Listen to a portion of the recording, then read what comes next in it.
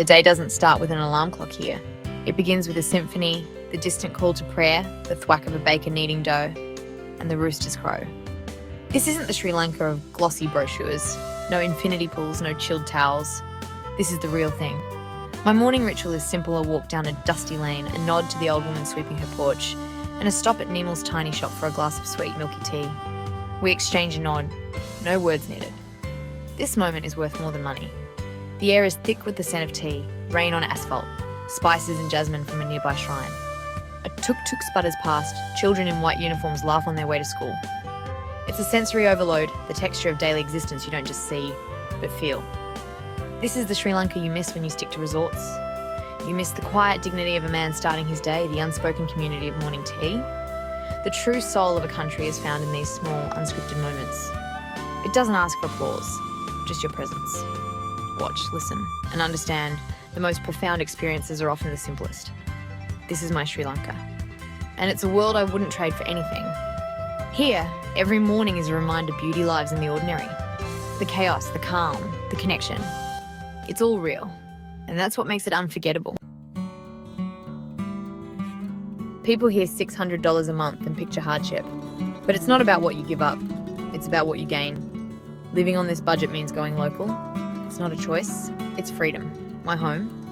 A simple room in a family's house. $150 a month. Not glamorous, but clean, safe, and full of connection. My landlady leaves fruit at my door. This isn't a transaction. It's community.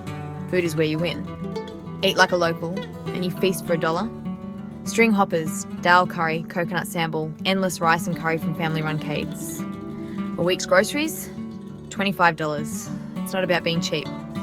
It's about eating real food prepared with heart. Transportation? Forget taxis. The local bus is wild, loud, and costs $1 for a 2-hour ride. Or take the train. $1 million views for the price of a coffee. It's slow, crowded, but it's where you meet people and see the country unfold. This budget isn't a restriction. It's a passport to the real Sri Lanka. You're not a tourist. You're part of the rhythm of daily life. Every dollar stretches further when you spend it on experience, not luxury. You learn resourcefulness, value, and the joy of simplicity.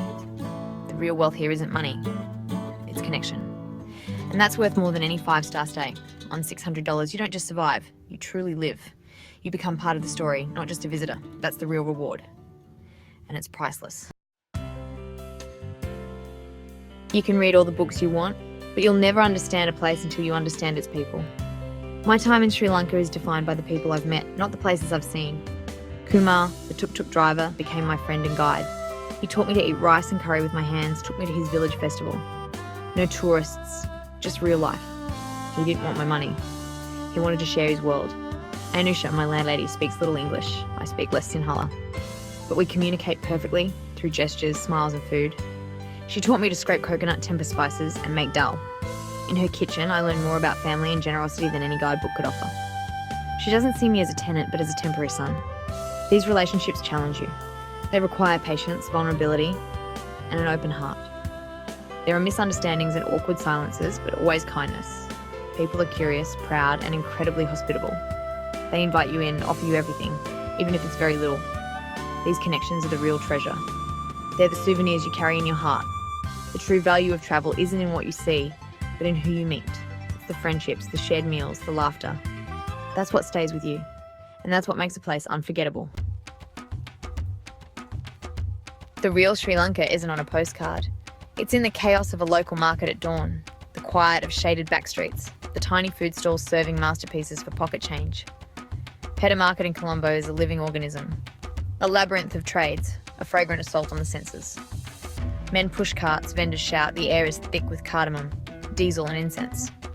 It's intense, intimidating, but it's where the city connects. Away from the markets, back streets reveal daily life: kids playing cricket, women hanging laundry, old men playing board games in the shade. I wander with no destination, stumbling on family-run sweet shops and neighbourhood temples. And then there's the food: kotu roti chopped on a hot griddle, crispy iso vade sold at sunset. These flavours are bold, unapologetic, woven into the island's soul. To eat here is to taste history and resourcefulness. The real Sri Lanka is found in these hidden corners. It's alive, vibrant, and waiting for anyone willing to look closer. Every bite, every step is a discovery. And that's where the magic lies. This isn't a permanent vacation. It's life. with all its beauty and grit. The rewards of simplicity are profound, but they're earned. When you have less, you appreciate more: a perfect cup of tea, a new friend, a sunset from a crowded bus. Beauty is in the small, quiet details. The challenges are real power cuts, slow internet, moments of loneliness, missing home comforts. You learn to be comfortable with discomfort, to embrace uncertainty. A smile and patience solve most problems. These challenges build resilience, humility, and gratitude. You realize how little you need to be happy. The emotional rewards outweigh the difficulties. You're not just observing, you're participating. The feeling of belonging, of being welcomed, is something no resort can offer. This simple life is not always easy, but it's always real. And in that reality, there's a beauty money can't buy. Living on $20 a day changes your perspective on value. You stop seeing the world as a consumer and start seeing it as a human. You look for connection, not just attractions. This isn't about seeing new things. It's about seeing with new eyes. Success is measured by who you meet, not what you buy. A chat with a fisherman or learning a new word is more rewarding than any souvenir. The most valuable things aren't things at all. They're relationships and experiences. You witness resilience, generosity, and the richness of community. People with little share everything. It's a humbling lesson that makes you question what's truly important. This mindset isn't just for Sri Lanka, it's for life. Engage deeply, step outside your comfort zone and connect.